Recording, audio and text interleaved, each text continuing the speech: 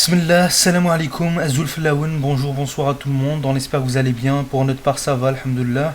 Comme vous l'avez vu au titre, en fait avec Gambi on vient de visionner la rencontre entre le Oman et le Qatar. On va vous débriefer un peu. Première mi-temps, c'était le Qatar qui dominait, possession de balle, ils avaient la main mise sur le ballon, ils faisaient tourner. Un- il y avait à la 6e minute je crois, il y avait déjà 4 corners. Donc voilà, c'était assez poussif. Il y avait pas mal d'occasions qui n'étaient pas tranchantes. Ensuite, deuxième mi-temps. Alors, en deuxième mi-temps, Oman avait beaucoup le ballon, ils avaient beaucoup de possession, ils jouaient bien. Du coup, Des passes précises, ce qui a mené à un but magnifique sur une action incroyable, un centre et la tête incroyable. en fait, deuxième mi-temps, les frères, il y a eu un changement du jeu. Le Oman, ils ont réussi à faire un pressing assez haut. Ils couraient bien derrière le ballon. Ils arrivaient à obtenir le ballon au milieu de terrain. Le Oman avait réussi à faire changer le cours du jeu en ayant la possession de ballon. Ils faisaient tourner.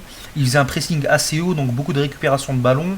Le Qatar avait parfois un peu le ballon pour eux, mais le Oman il était un peu au-dessus. Beaucoup de tentatives loupées, beaucoup d'offensives qui n'ont mené à rien. Et puis finalement un but. Donc voilà ce qui est pour ce qui est du match. Par rapport à la faute, alors l'arbitre ne regarde pas la VAR. Qu'est-ce que t'en penses, Gambi? Alors moi, j'ai vu le penalty, enfin après c'est mon avis à moi, mais moi je trouve que le joueur, il a avancé pour obtenir son penalty et qu'il a fait exprès. Et moi je pense que normalement, l'arbitre doit voir la VAR pour savoir s'il y a penalty ou pas, puisque en fait l'action, elle est bizarre un petit peu qu'on la voit. En fait le joueur il court vers le défenseur et il bouge pas le défenseur. Du coup c'est un peu Ouais. bizarre l'action. Mais bah, il ne regarde pas la VAR, c'est bizarre. Mais je me dis que peut-être la faute était devant lui, donc il n'avait pas forcément besoin de regarder la VAR. En général, quand il y a beaucoup de rétorcations, l'arbitre est censé aller voir la VAR pour quand même vérifier. Mais lui, il a préféré ne pas aller voir la VAR.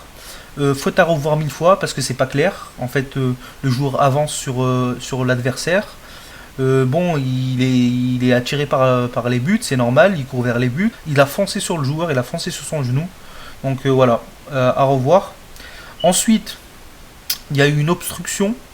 Faute, l'arbitre ne l'a pas sifflé. Donc obstruction, il y avait le joueur de l'Oman qui avait fait une offensive et le joueur qatari qui lui a mis un coup. Enfin, c'était le dernier joueur, je crois. Ouais, normalement c'est rouge normalement. Et il lui a mis un rouge, donc il lui a mis un petit coup en arrière. Et enfin, il a fait une obstruction aussi, donc il l'a pas laissé passer. Donc ça, c'est censé au moins être un jaune, je pense. Un jaune, ça serait bien parce que en fait, c'était pas le dernier défenseur. Les défenseurs, ils étaient tous alignés.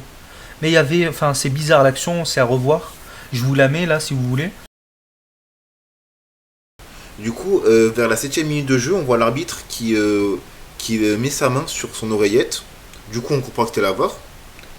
Et, et il dit qu'il y a but. Sauf que nous, dans le cours d'action, on ne comprend pas. Et on voit qu'il y a eu, je crois que c'était une tête qui était rentrée, si Ouais, je ne me trompe pas, ouais, et qui n'avait pas sifflé. ouais. Et du coup, moi, je trouve que c'est quand même scandaleux parce qu'ils l'ont pas dit ça au début, ils l'ont dit à la fin. Moi, je comprends pas parce qu'ils sont censés avoir une montre qui vibre une fois que le ballon a dépassé la ligne.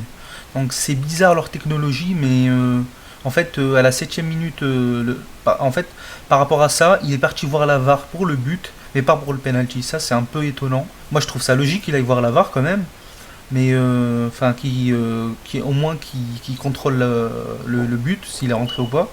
Ça, c'est tout à fait normal. Mais par rapport au penalty qu'il n'allait pas voir la VAR, ça, j'ai pas compris. Donc voilà. Après, je me dis peut-être ça s'est passé devant lui, donc voilà. En tout cas, le match, je suis mitigé en fait. Je suis d'un avis mitigé. Le match, il est douteux, quoi. Il est douteux parce qu'il y a des fautes qui sont pas sifflées. Après, l'arbitre, peut-être qu'il est pas très performant, donc voilà. Ils peuvent pas tous être au top, quoi. Après, moi, je trouve que le temps additionnel, il est un petit peu long parce qu'il n'y a pas eu beaucoup de fautes dans le match. Enfin, c'est pas beaucoup arrêté. Moi, je trouve que le temps, il a un peu arrangé le Qatar quand même sur ce coup-là.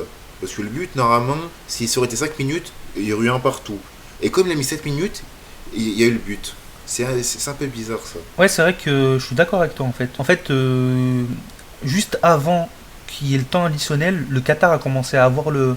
En fait, toute la deuxième période, c'était le Oman qui avait la possession de balle, etc., qui avait le ballon.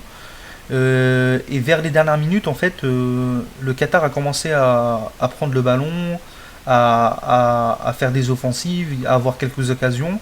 Et là, l'arbitre qui met 7 minutes.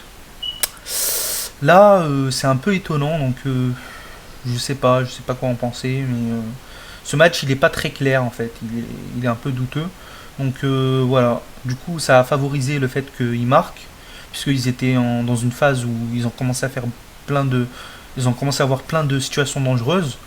Et finalement, arriva ce qui devait arriver, il marque le but qui est accordé 30 secondes après, on n'a pas trop bien compris, mais voilà. Donc c'est bizarre, c'est bizarre. À la toute dernière seconde, le but qui a accordé, franchement, c'est pas. Voilà.